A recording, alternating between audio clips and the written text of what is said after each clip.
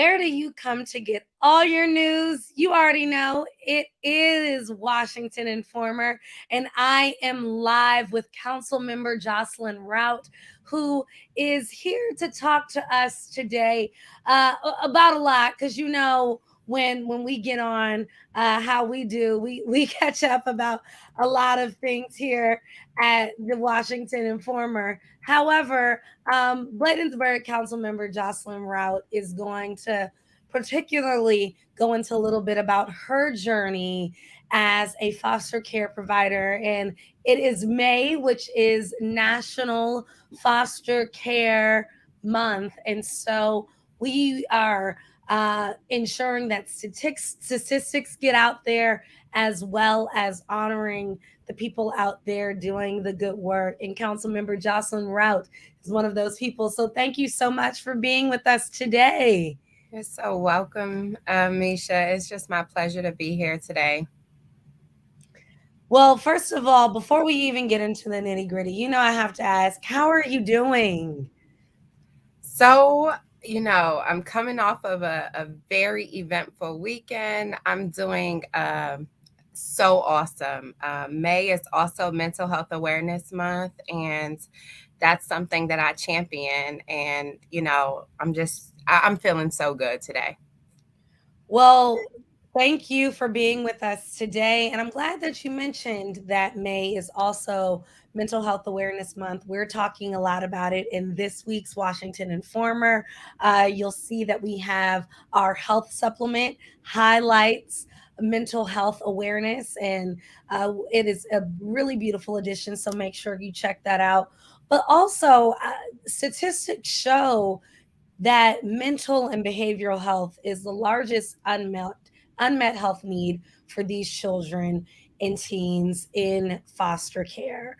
And that has to be an issue that I know you are well informed about as a champion for mental health. So please tell us a little bit about both of these issues that we're championing this month and how they intersect. Yeah, thank you for that question. So, first and foremost, when a child comes into foster care, they come into either one or two ways, through neglect or abuse. And so, because those two things are so traumatic for any person to experience, we know that children are coming into foster care with some type of mental health diagnosis, some type of behavioral health issue, where that's right off the back. Now, some may need more assistance than others.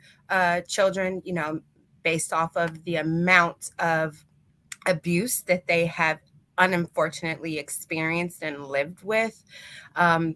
Neglect that may look like a person that has unfortunately passed away, and there's no other caregivers that are able to step up and be able to care for them, which creates an unfortunate situation where the child enters into foster care. And so, knowing that right off the bat, as you said, in many of these cases, these children are experiencing these issues, what are some of the um, provisions that can be made, some of the knowledge that foster care providers can have in order to support these children and teens? So all foster care providers, they are required in the state of Maryland to go through a set of training so that they can be poised to accept children that may have a mental health and or behavioral health diagnosis. And so that's like at the foundational approach. And so I am a proud foster parent of building families for children, and our recruiter is Tracy Lane.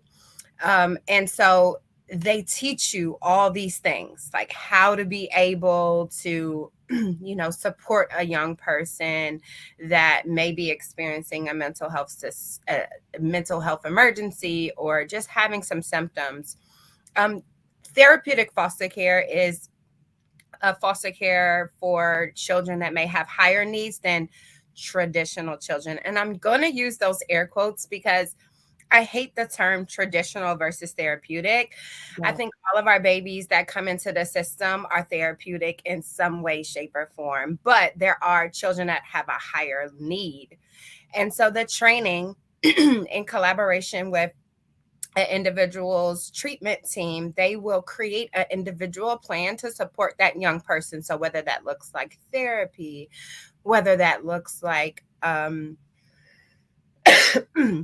excuse me, therapy or medication management or some type of mentoring that could come in and support the young person, that looks different for every child because every child is an individual.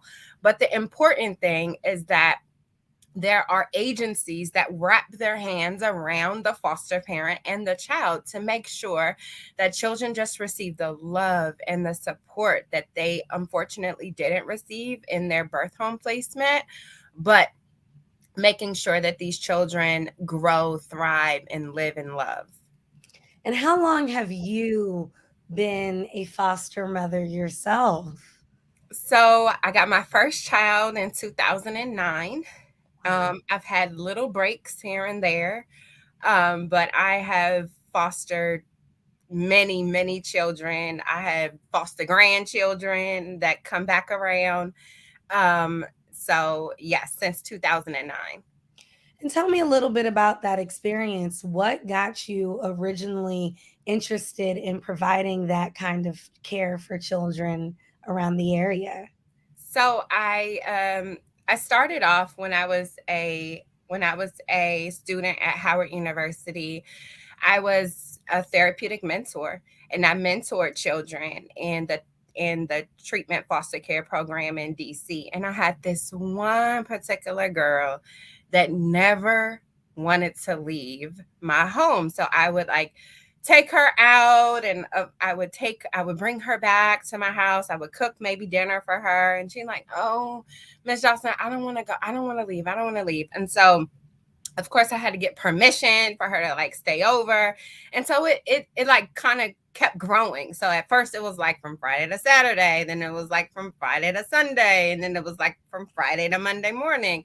And her social worker, I will never forget the conversation. I was dropping her back off, and she had stayed, like at this point it was probably like Thursday to Monday, and the social worker was like, "Miss Route, you are really like taking care of this young person. Have you ever considered being a foster parent? Because like you're so good at it." And I'm like, "Me, I'm only 22 years old. I do not need to be a mother." And she was like, "No, there's support and you're already doing it. You're having her half the week anyway." And she literally talked me into it, to the point where when we went to court, when she was ready to change the placement, I had taken all of the classes. The judge was like, "Oh, Miss Route, you are phenomenal." Like I was coming to court. I was sending court reports because I was already court involved as the mentor. The judge was so happy and like wrote me this like prestigious letter. And so that was my first time. I mean, it was like I didn't know what I was doing. I just knew I went through the training. I was 22 at the time, and I just knew that I had this girl, this baby who was so attached to me that just never wanted to go back to her foster care placement. And how long have you been with Building Families for Children since this journey started in 2009? Yeah, I joined with Building Families in COVID. Actually, I did not feel supported with my last agency in COVID, and in the midst of COVID, I decided I wanted to switch agencies, and I really chose Building Families because of their foundational approach to being able to parent children with love and limits using it's called a TBRI model, which is a specific model on how you are welcoming and coach these young people. You know, COVID was very challenging for regular people like you and I.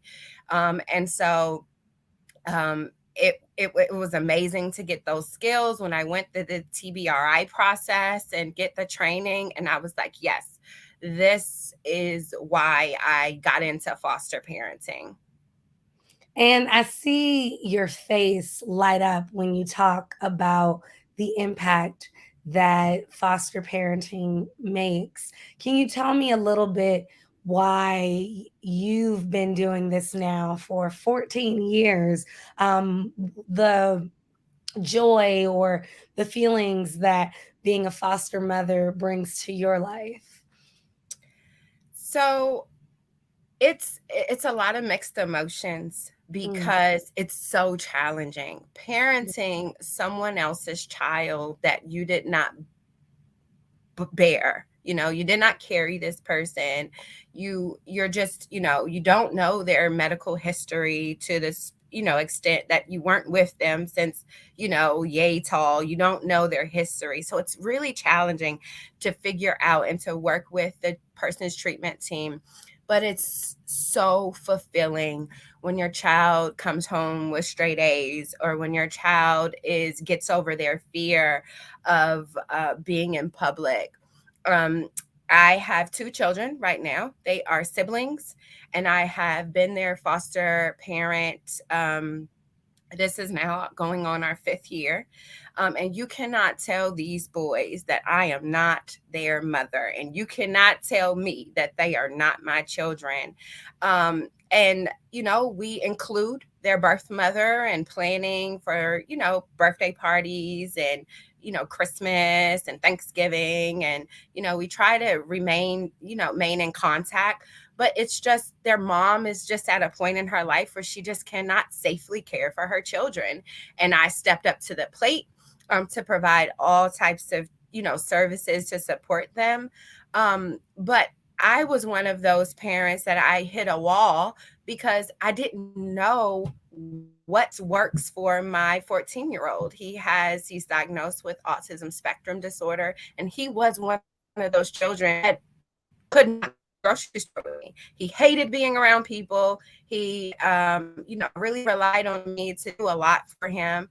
And, to see him now, he has blossomed. He can hold a conversation with you. He's Mr. Social. Okay. He's going to the mall. He's hanging out. And so that's so rewarding. Like, you take the time to invest in these children, and then you get this great outcome. Oh my goodness, that sounds so incredibly wonderful and so important. So, again, I can't thank you enough for your work. Tell me, I don't want to get you in trouble. Can you remember how many foster babies and grandbabies you have at this point over the course of 14 years? So I know I can tell you the grandbabies. There are three of them. Um, and one of the grandbabies, she is forever. Not that anyone is more special than the other, but her mom needed to go into treatment when she was very young. And if I did not take her into care, just because not into treatment foster care, but if I did not just take her while her mom went into residential treatment, she would have entered into the foster care system, because her mom didn't have anybody else. Dad was nowhere around. And and my daughter really needed help. Mm. And so it was amazing because her and I were pregnant at the same time. So my grandbaby is the same age as my son. And, that was my first, understanding that, oh wow, I'm young and I'm a grandmother, which is crazy. But fast forward, she had another child. She got married. She had another child and is doing very well. A homeowner, has her own job, and that story has a special place in my heart because it was tough. It was really, really tough. And then I have another grandbaby. So I have those two from her, and then I have another grandbaby that I unfortunately haven't met yet. But I see pictures so many times. Oh, no, wait. 1, 2, 3. No. So the young girl, her sister I had, and now her sister has 3 children. So I forget. Sometimes I forget. So I have, so 1, 2, 3, 4, 5, 6. So 6. Yes. So Wow. children, that's hard because, Okay. I say it's 19, but some children, what we call is respite. So respite is something that when a foster parent has a relationship with a child, you can get what's called respite. So it's like a break for the child and a break for the parent.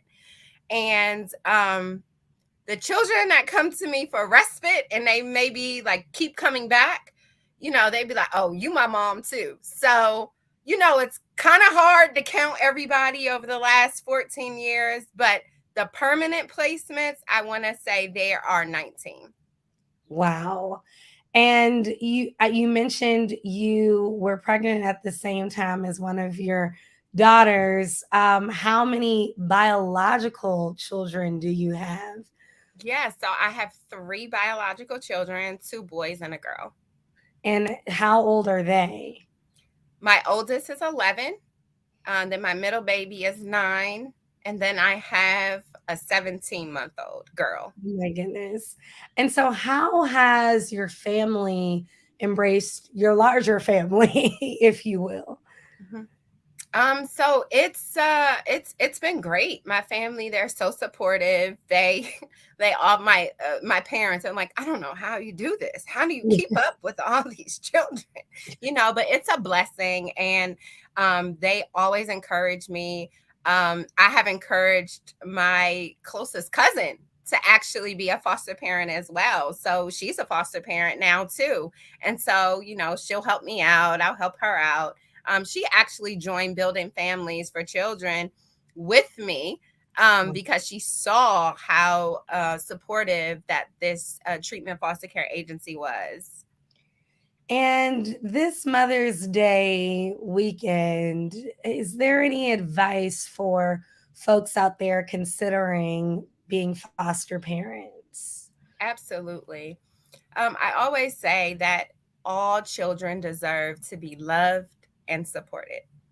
And so, with that being said, if you have love in your heart and room in your home to support a young person, there are a lot of teens that need homes, especially in the state of Maryland. And I really hope that everyone considers possibly taking in a young person because every child deserves a stable home. And if you don't have the tools, but you got love in your heart, there are agencies that can wrap themselves around you and support you. So give it a thought. Even if you have children yourself or your children are moving on to college or vocational school and they're moving out, you have space, you have love in your heart, you have room in your home, and you should really consider it because a lot of times our children, all they need is structure, all they need is support. And I really think that if you join me as a foster parent, we could really support young people who are living today who need permanency. Council member Jocelyn Route, inspiring so many out here. Thank you so much for the work you're doing. Welcome. Is there anything you'd like to share that I didn't ask either about some of your political efforts in Bladensburg and/or about what we should know this National Foster Care and National Mental Health Awareness Month? Um, I just think that it's going to take a lot of us to step up and really be leaders, whether it's in our families, in our communities.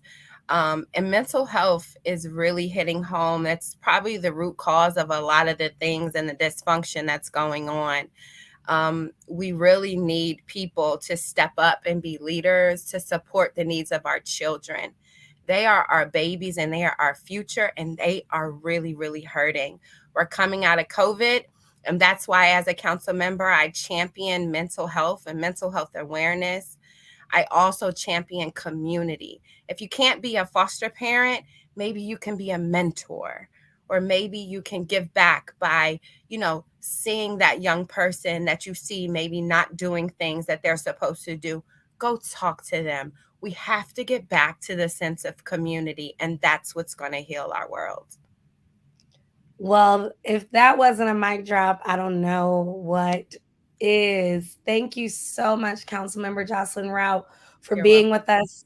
We really appreciate it. Thanks to all those who tuned in. As I always say, sharing is caring, and this is particularly a good Win TV segment to go ahead and share with our community, particularly this National Foster Care and National Mental Health Awareness Month. Two issues that we know we champion here at the Washington Informer 24/7, 365. But as we're championing it nationwide, go ahead and share this stream with your village. Take care, everybody.